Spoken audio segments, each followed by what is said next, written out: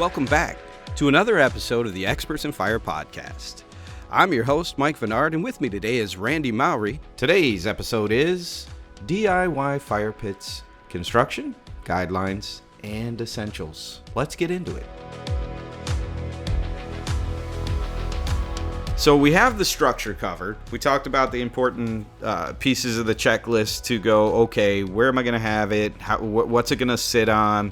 What type of enclosure is it going to be? What kind of gas am I going to need to get there in terms of pressure, in terms of natural gas versus propane, and then ventilating it. So let's talk about the nitty gritty here. What's going to go inside of here? Right. So now, we're going to move into the burners and the components part of it. This is where the fire is coming from. We just start with a burner. That's really the most important part of it because that's where the flame comes out. And we want a fire. Burners they're available in any size, shape, form, because if it's not on the website, we'll custom build it. So and that's going to vary a little bit based on the BTU, of course, the burners themselves, especially if we're working with something that is we're just going to call it like a stock burner, Mike. If it's a stock burner, and we're going to be kind of looking at both that BTU that's available, what burner is going to best fit that particular install, and then go from there. If we need to do custom, there again, we can build anything custom, whether it's 200 feet or 1 foot, whatever the case may be. We can always do the custom, but that's going to be your starting point, and we're gonna work from there, and then kind of go down from there as far as the burners go. Yeah, so burners, all shapes and sizes. I remember having a guy on the line back when I was selling who said, "Mike, I need big flames," and I'm like, "What are we talking?" He said, "I want to see it from space." There you go. Right. My first question to him was, what size gas line can you get to this thing? So it is, yeah, you're right though. We have burners and more burners that can make it beautiful. I know some are your standard, depending on if you're price conscious, and then some are more built to look like a fire so that you could put logs on top of it if you wanted, concrete or fiber logs on top of it, make it look like a campfire. So lots of options there. I always ask too, is like you mentioned about the big flames, is do we want something that is just more ambiance? Because the reality is of some of these commercial properties and like these multi-family properties is they don't want like huge flames. They just want the fire, the ambiance of it. And there again, I'm just going to use round numbers. Ambiance meaning maybe something that is just like in that 6 to 7, 8 inch flame height. They just want the fire, the appeal. Then I have some properties that, like you mentioned, they want more of that campfire look because they're going to stack some steel logs on it or ceramic logs. So now we want something that's going to be pushing more of a 14, 16 inch flame height. That's good. That's a different burner we're talking now. And that's why we're kind of pushing a lot of information on these burners. But it is important because it is what someone's looking for, but also what is available BTU wise. There's a little bit of both for everything, but the sizing could be different as far as what we're going to be able to provide for you based on what's available install-wise. Those are great points, Randy, because we have clients who are working directly with homeowners. So really understanding what does your homeowner want, and that's a range there. You never know what you're going to get with a homeowner. And it's always exciting and it's fun. And then we have clients that are working in commercial environments who have limitations. They're like, I don't want anything that's going to be 15 to 18 inches tall. That seems out of control to be in an environment where I'm going to have guests and clients, walking around in an open environment. So that's a great point. A great way to look at it is, what are you trying to accomplish? And we do have the ability in some ways to maybe give a little bit of both worlds, depending on what types of valve is being used or are being used. So but knowing what you're looking for is very important in selecting that burner itself. Now, when it comes to the pan, what kind of selections are we talking there? The pan is going to be the said stainless steel or aluminum pan that's below the burner itself. That it's directly below it. It's, holds the media, whether it's fiberglass, lava rock, the logs themselves. That's what helps hold the media, but also it's giving you that separation from the airspace underneath that we talked about with ventilation. Okay, and pans are going to be a couple different ways. They could be a flat pan, okay, where when you're site building the fire pit itself, you're going to create an internal ledge for that pan to sit down on. Or it's going to be what they call a drop in, and that pan could have like a 1.5-inch lip, so it sits right on the top surface itself. So two different styles of pans. One, a drop-in, we see a lot of folks that are doing tables. The landscapers are building tables, maybe putting like a stone or like a granite top on it, and they want a drop-in pan that can help keep some of that heat away from that, possibly like that granite marble top, whatever they're using, versus someone that's building a stone fire pit, concrete, and they want it recessed down 3-4 inches and then cover it with lava rock. So two different types of installations, but those are the pan. The pan itself is one, the safety part of it, meaning keeping our airspace below our fire pit from our ground to the bottom of the pan, supporting the lava rock materials, the glass media, and then also is where we're doing like an electronic ignition system or some type of flame sensing battery operated system. That's also where we're connecting and attaching the pilot assemblies and those ignition systems as well to that pan. There again, keeping the airflow from underneath to keep those systems cool, so you have cross ventilation. Yeah, definitely different styles of pans available that allow for you to do different things and accomplish different things. It's amazing in the last 10 years, Randy, that we've seen that the drop-in style were huge 10 years ago. And now it's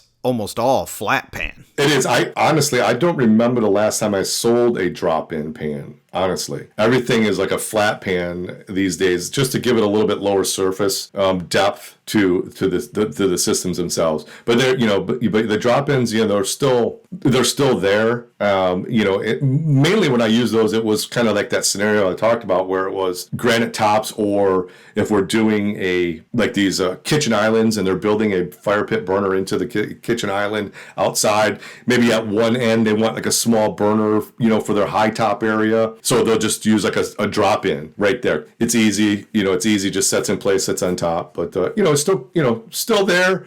There's not that there's anything wrong with them. It's just like you said, there's just been this huge influx of using flat pans. It is, I think a lot of it has come from aesthetics. The stainless steel of a drop-in, you're going to get a lip around the edge. Kind of like sinks are the same way now. You go into new homes, you don't get the drop-in sinks anymore that have that stainless steel edge. Everything's under the marble or under the granite, It's just the aesthetic, exactly.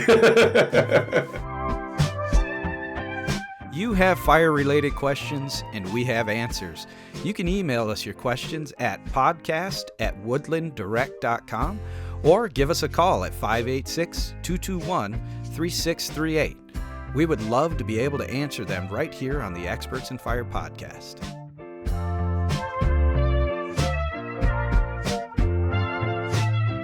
Okay, so now I've got my pan and my burner selected. What do I need to know about what's going on underneath there? Yeah, this here is, we're just, we're talking connectors and fittings, and you're looking at, when it comes, most fire features, you're going to want some type of key valve on the side of the fire pit. In certain areas, it possibly may even be code, so it's one thing that you're always going to lean on your pro for and ask them if it's applicable for that area. But a key valve on the side of the fire pit, and what the key valve is doing is you've got gas coming in and gas going out. Essentially, just to just put it very simplistically, within that key valve, you could have flex lines going from one to the other. You may have, this is kind of getting into our ignition systems themselves, but there again, it's a pretty simple setup as far as connectors and fittings, because every installation is going to be a little bit different. it, Mike. So there might be certain elbows that are in there, but these are all going to be supplied by the gas plumber that's doing the installation for you.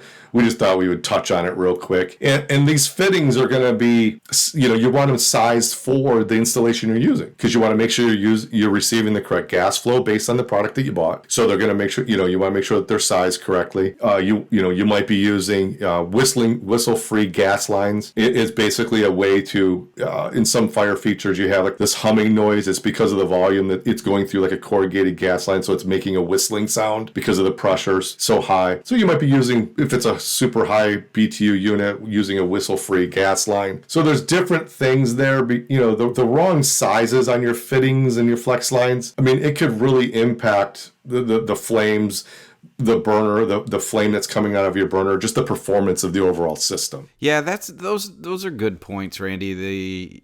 Normally you think I'm just going to connect these things and then it runs, right? That's why your gas pro comes out. He has the pieces to the puzzle that we don't really understand fully. As a pro, you need to understand, like you did an excellent job explaining there, you need to understand what things are going to help that fire pit really sing. And that, I remember 10 years ago, we used to get a ton of phone calls based on, man, I turn it on and it's got this whistle. You've got 3 billion BTUs running through that line, right? It's gonna have a whistle.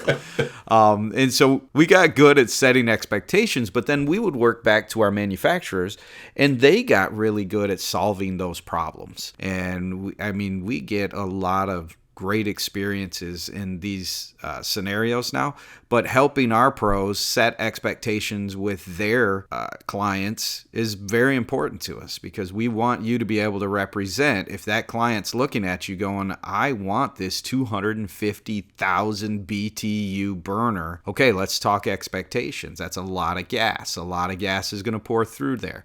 We're going to work with the gas professional, the plumber, to make sure that it's connected properly, but also understand pushing that much pressure through any little hole is going to have noise to it. One of the manufacturers, they have very specific configurations and kits that they recommend that go out with their burners and plates, so that it is installed properly to alleviate like some of these, like not only noises but proper flame expectation out of the burner systems that come from them. So I want fire. That's why I went through all this trouble, right? I want to have a fire and I want to sit there and enjoy it. And we've done all the things we needed to do. We got the right gas line, we got the right pressure, we got the right burner, we got the right pan, we have ventilation to the enclosure, we have it located in the right spot. Now I just want to turn this sucker on, man. It's a lot of work to enjoy. Right? Right?